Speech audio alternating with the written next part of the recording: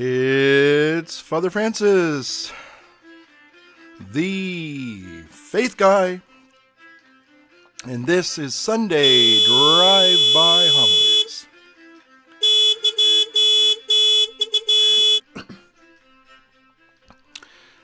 Well, good afternoon to you, good evening, good morning, whenever you are listening. Well, here I am with my new microphone, FM microphone, headphones here, and of course my glasses, my lenses. And why am I in this get-up here? I'm kind of obviously in this radio motif, You know, a lot of you have been watching my homilies over the last few years know that I sometimes don certain costumes and certain airs to maybe make a point. Well, just so happens that this little quote-unquote get-up is really a real radio broadcast equipment here, and because I have a little announcement, I just love this new radio mic. It's awesome. It just sounds like I'm in Radioland. But anyway, the reason why I have this radio mic is because about 2 weeks ago, I was contacted by a new internet radio station called catolicosconvida.com, www.catolicosconvida.com. It is a brand new internet radio that is starting up here in the this coming weekend. In fact, as you're watching this, my YouTube homily, I'm actually going to be giving a 15-minute little reflection on the Sunday readings. And they're going to be calling it Sunday Drive-By Homilies. And they got the idea, they liked the idea, they saw my YouTube site, and I was doing, as you know, some of you have been watching the videos, I did a little, over the summer, the fall, a little series where I just basically got in my old gray F-150 truck and drove down Highway 160 here in Northern California along the river, and I just recorded my thoughts, and so some people saw that and they kind of thought that was a really kind of a clever idea, drive-by homilies. And so I've been asked, I've been invited by these really good people to have a little 15-minute little radio spot where pretty much I do exactly what I do on my YouTube site, is I just reflect upon the Sunday readings. And so this week is the sixth Sunday in Ordinary Time.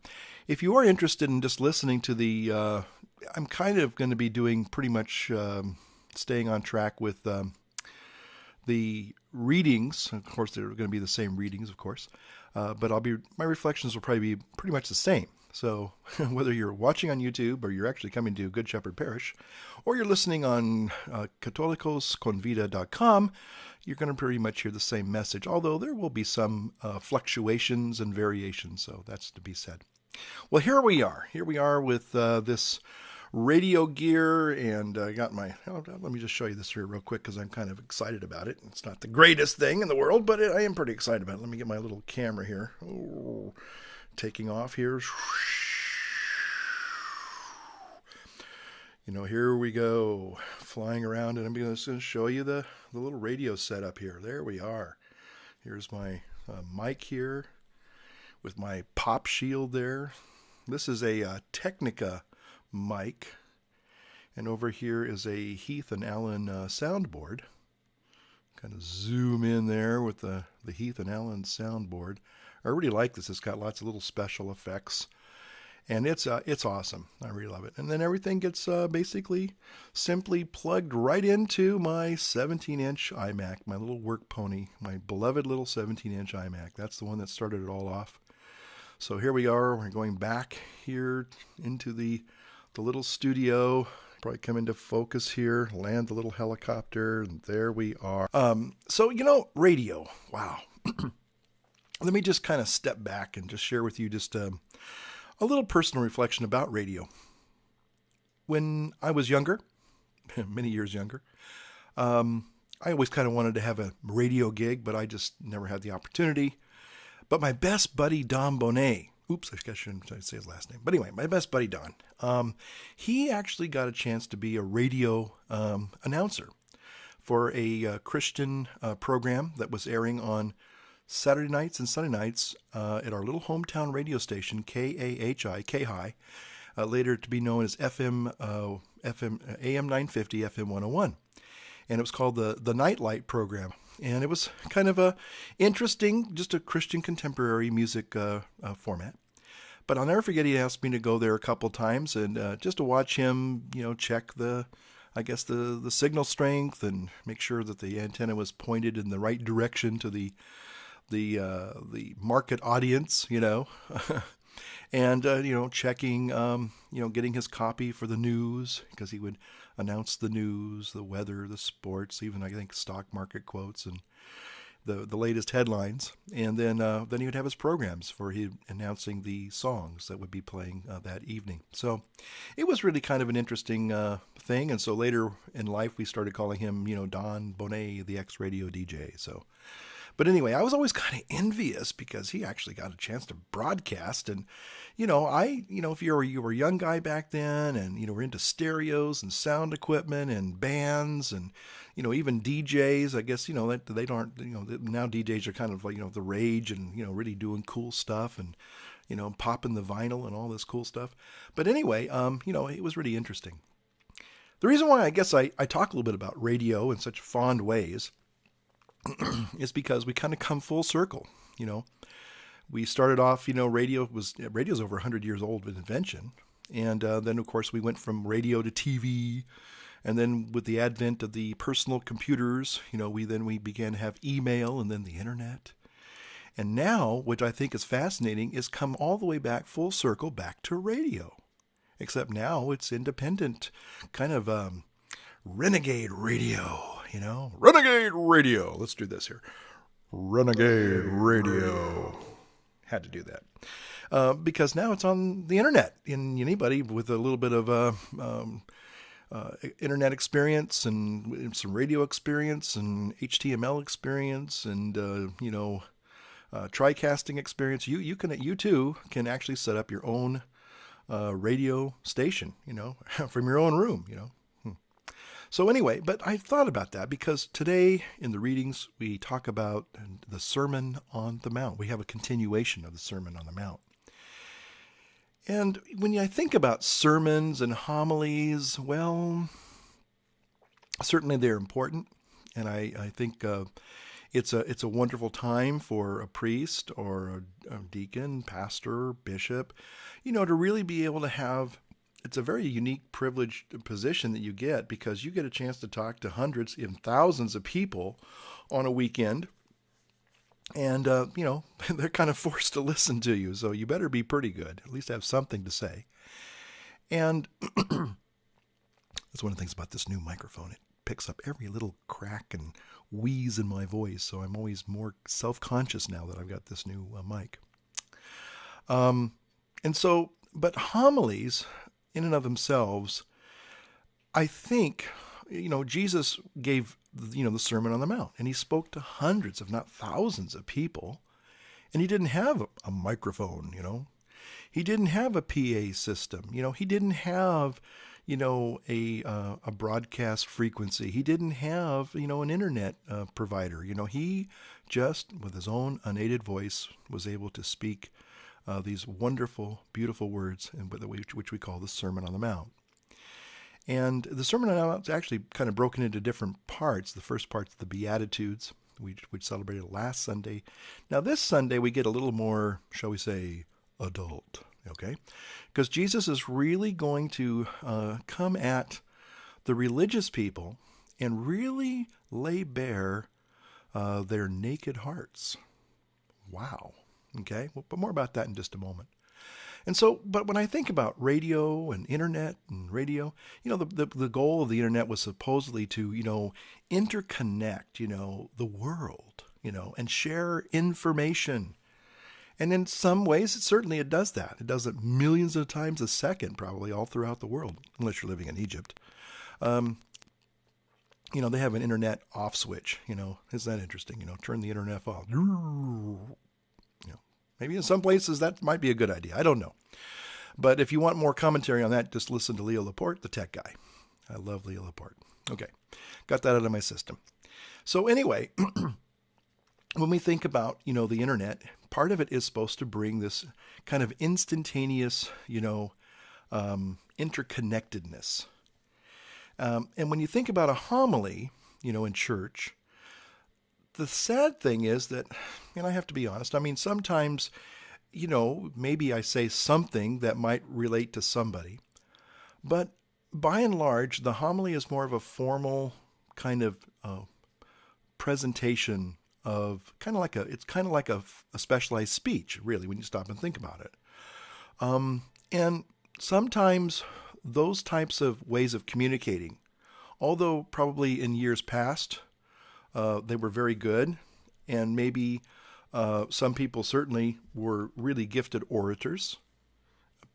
Some people have great public speaking skills. Some people are just, like motivational speakers, like what's his name, Tony Robbins, or, just think of somebody who's given a really stirring speech and just really get you right here, But for the most times, I think in church, and I'm speaking just for myself, I'm not speaking for anybody else, I'm not pointing any fingers at anybody else, but I think that sometimes homilies kind of go over the tops of people's heads.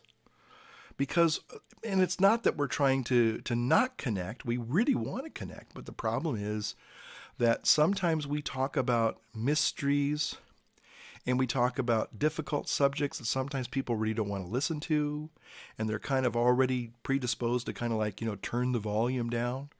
It's like advertisements on your TV. You don't really pay attention. They come blaring at you, but most of us just, psychologically, we just turn the volume down. And sometimes, in fact, we just hit the mute button, when the commercials come on, unless they're supposedly entertaining commercials, and even those are getting few and far between, But so I don't know if homilies really communicate the way they're supposed to. In other words, a lot of times people are now saying, well, I'd rather listen maybe to somebody on the internet only because sometimes they're shorter, I'll try to keep this shorter.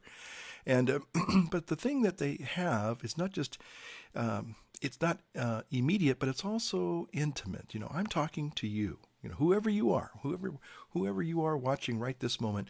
You and I are pretty much just like we would sit in a room, except I probably wouldn't have headphones on. I wouldn't be speaking to this microphone, but I would be speaking to you and I'd be talking to you. And it's kind of like, okay, just one-on-one, really. When it comes down to it, it's really one-on-one, because all I'm doing is talking, just me, to you, whoever you are today, right this moment. And there is that sense of, a little bit of an intimacy there. And whereas in a homily, I have to talk to maybe 100 people or 100 or several hundred people all at once. And it's hard to maybe have eye contact, and look at you and you over there and you over there over there. So sometimes it's really hard. And so sometimes people feel like maybe, whether they understand or they feel like they're not being really spoken to, maybe they feel like they're being talked at or, lectured to. Sometimes we do that as priests. I know I have. I'm guilty of that, wagging the finger of scorn at people, been guilty, been there, done that. Sorry. But the bottom line is trying to really connect to people. And so I think that internet radio and YouTube, probably in some ways, it's a format that some people really relate to. And then there are other people that don't. Some people would rather just be sitting in a church, listening to a traditional sermon or homily, and that's fine for them. But a lot of people today would like something just a little bit more, a little bit more connectivity, in the process of communicating, and sharing the gospel. Today, as we look at these sixth Sunday readings in Ordinary Time, Jesus begins to peel back the onion of his listeners. And it's not a very pretty picture that he's going to paint. And it's very painful for most of them. Because what does he do? Well, the problem is that a lot of people had deceived themselves into thinking that if they were keeping the law, they were following the traditions of the Pharisees, that in some ways that was the same thing as being faithful to the covenant. Now, in the beginning, the laws that were added to the covenant were probably designed with the best and purest motives.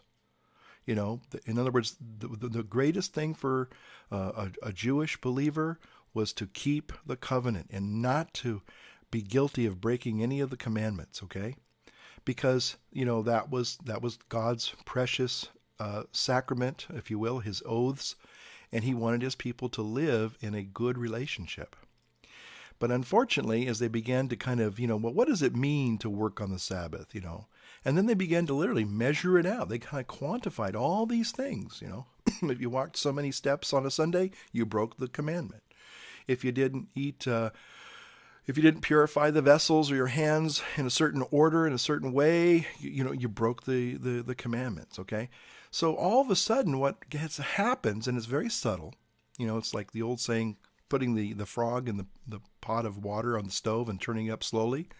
Literally say that I have never tested this and I would never do it, but I have been told by people who have supposedly done this that you can actually cook a poor frog by turning up the heat slowly and putting it in a nice temperate water. And the frog at first goes, hey, this is kind of nice. Ribbit, ribbit, I like this. But the longer he stays in there comes a point where the temperature becomes lethal and he dies. He gets cooked. And so what happens is the law, the man-made laws begin to kind of become superimposed, and then eventually they kind of supersede the true covenant. And what happens is they're being more loyal to the laws and not really observing the true nature of the covenant. And what's the true nature of the covenant? Well, the covenant is not about really keeping rules and regulations. I think a lot of people, if they hear that today, they're going to say, what are you talking about? Of course, Christianity is all about being, moralistic and keeping the commandments. Well, but the commandments are only a guide, well, not a guide, but they are, if you will, the building blocks of the covenant. And the covenant is not about us trying to keep laws and regulations. The covenant is about our hearts being tuned to God, just like people are tuned to this radio show when they watch or listen to the radio show. There's a certain little frequency. You got to type it in, right now. And that'll take you to www.catolicosconvida.com.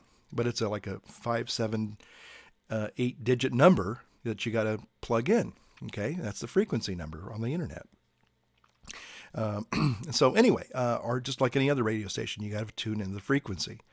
And the frequency was meant to be something that it was a heart-to-heart. I guess a Latin term for that is cor ad cor loquator, a heart speaking to heart. And that's what the covenant was really designed to do. Not that we walk around and start with a little number counter going, oh, you messed up there, -5 points. Oh, you did pretty good there. We'll add 3 points there. Kind of again keeping a running score of how you're doing keeping the law. We were called to not keep the law, but to love the covenant. Because in the covenant, we come to know God. And so what Jesus does in this gospel today, what he does is very, very, wow. Because he's talking to a lot of, how do I say this, of a lot of self-righteous people, because they believe, honestly, sincerely, that they're keeping the covenant because they're trying to keep the law. They're not breaking the law. And so what he does is he says, oh, so you've heard that said, thou shalt not commit murder. And they're all going, that's right, Jesus, I've never committed murder. I'm a good person. I'm a good practicing faithful Jew, right? And Jesus goes, I tell you that if you've even been angry with your brother in your heart, you've committed murder. Oh. Now he's turned the tables on. Well, most of us would have to be going, like that's not fair. That's not fair. Or it goes on to talk about, if you've looked at, thou shalt not commit adultery. A lot of them probably said, hey, I've never committed adultery. Never committed adultery, And then he says, but if you look at a woman with lust in your heart, you've committed adultery. What? Wait a minute. To be honest, every single man standing there was probably kind of feeling a little naked at that point, going, oops, I've done that. Okay. So he peels back the curtain and reveals their hearts. And that's where this gospel gets really tricky, because he's trying to show them just keeping the law is not being faithful to the covenant. See, the covenant is designed not for us to, think about negatives. Unfortunately, this gospel, I shouldn't say unfortunately, but what the gospel today is framed with negatives. And it's not intended to focus on negatives. It's trying to bring a point that if we're doing these things, yes, negative things are going to be the consequences that we will suffer. But what our Lord is really trying to point us into is saying, look, this is what the law gets you. You're all guilty, okay? Over, done. Put a fork in us, we're done. But if you really want to be a person of the covenant, now that's different. Now we're talking something totally different. Now we're talking about offering our love and our hearts, our very selves to God and trying to follow him in love. And so today, when we look at these readings, oops, what happened there? Something just happened. I don't know what happened. Oh, there we go. I just lost my little screen there. Kind of panicked there, as you can tell. But today we are invited to rediscover God's loving covenant for each of us. Because if we try and keep the law, to be honest with you, there's a wonderful saying in the Psalms, "Oh God, if you laid bare our guilt, who could endure it?" In other words, we're all guilty, we're all sinners. But the good news is that the covenant is meant to bring about healing, restoration, and peace and forgiveness. And so today, let us strive not to try to keep the rules and the laws, but let us try to live lovingly in the covenants that God has given to us.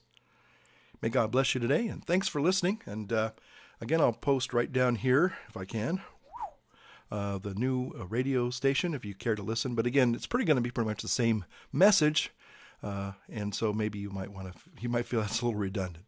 But anyway, thanks for watching, and until next week, may God bless you. Bye-bye.